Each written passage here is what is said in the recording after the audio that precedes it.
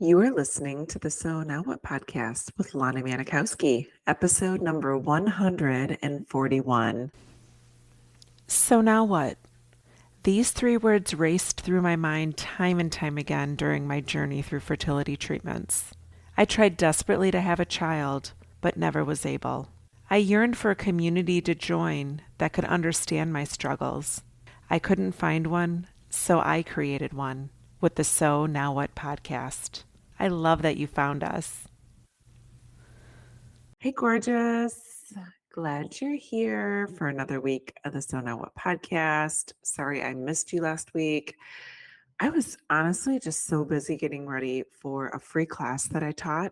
It was all about how to handle the awkward things people say when you tell them you don't have kids or when they ask questions like how many kids you have. It was so good. If you were registered for it and you got the replay, or if you attended live, I hope that you got everything out of it that you came for. If you missed it, I would still be happy to send you the replay. Just send me an email at hi@lanamanikowski.com, or you can DM me on Instagram and I will get a copy of the replay out to you. It's about 42 minutes. It just really, really impactful. I highly recommend you checking it out. Okay, so this episode of the So Now What podcast, I want to talk about a topic that is really close to home for so many of us, and that is body image. Sometimes I feel like just being a woman alone, our body image is magnified. But if you've been through infertility, you probably know how much of a battleground your body can feel like. And maybe you've looked in the mirror and you've thought things like, this body failed me, or why was I born in this body? What did I do to deserve this? Right? Okay. Does that seem familiar? It's common because of all the things that we've experienced. So it could be the weight gain, the scarring, feeling like your body had to go through so much. And I want to acknowledge that body image is not just how you look in the mirror or how much you weigh on the scale. So today I want to talk about how we can begin healing or reconnecting with your body and feel more secure for yourself and learn how to create more acceptance, maybe some more kindness, and learning how to reconnect with a body that carried you through so much.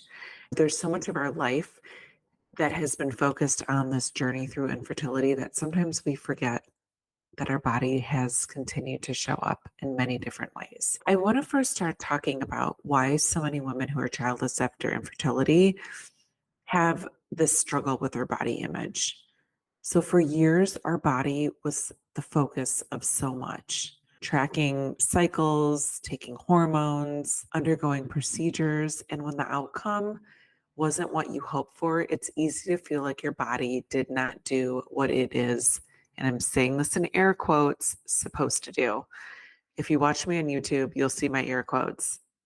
So, on top of fertility treatments and the physical marks like weight gain, bloating, scars from surgeries, I mean, there's countless things. So, when you add on society's expectations that as women, our bodies should naturally give us a child, it's no wonder that we end up feeling really disconnected from ourselves and maybe even resentful towards our bodies. But here's the thing. Our bodies are not defined by our ability to have children. And I know that might be hard for you to put your arms around right now. And if it is, that's okay. If you're not ready to hear this, that's okay. There will be a day when you're ready to hear that you can create a relationship with your body and heal your body in practical ways. First, let's talk about reconnecting with your body. It's easy to focus on what your body didn't do, but what if we shifted that to some of the things that our body does do? So, take a moment right now to think about some of the things that your body allows you to experience. Maybe it's walking outside on a beautiful day. Maybe it's going for a hike. Maybe it's riding a bike. Maybe it's doing Pilates, dancing to your favorite song. There's countless things that your body allows you to do. And your body is your home. Literally, like, think about that. This form of you, this skin that's on your body, these bones within your body since the day that you were born. And this is your home. It's carried you through so many moments and done so much for you.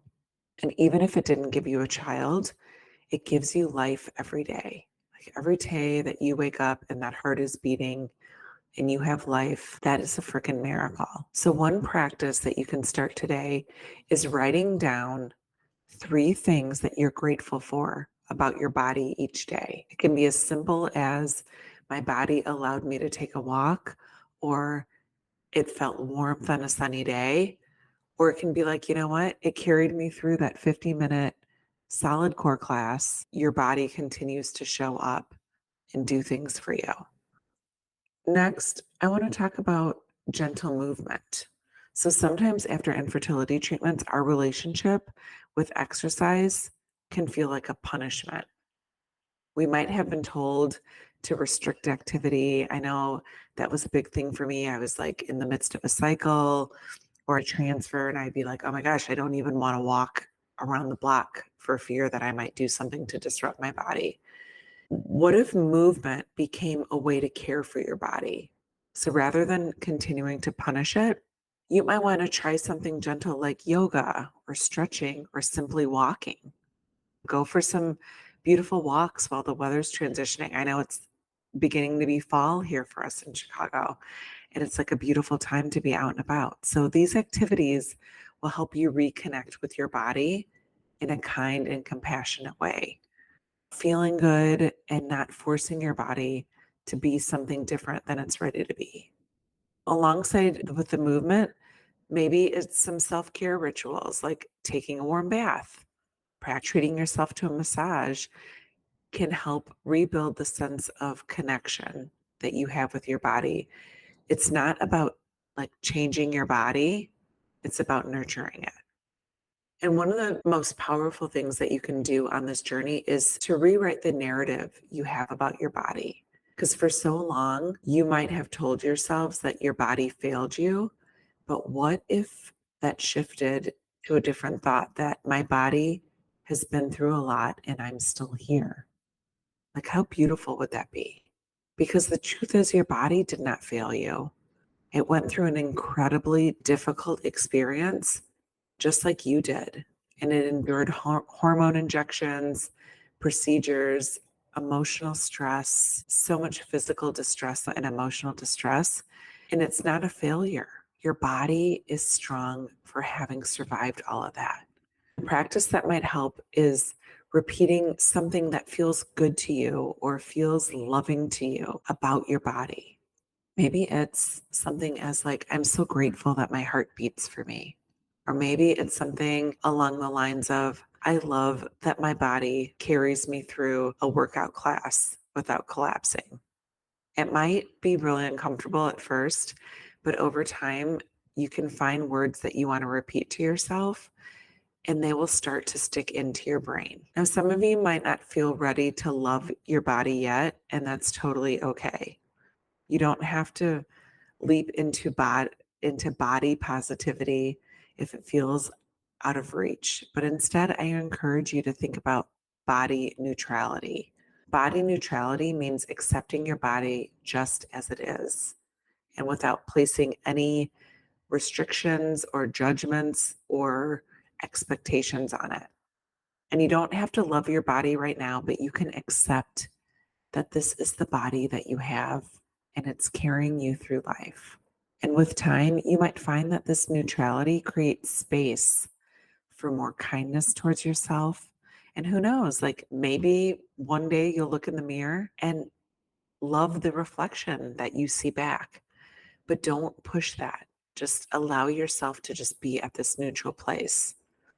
Before we wrap up for today, I want to leave you with this. Your body didn't give you the child that you dreamed of, but it still deserves your love, your kindness, and your care.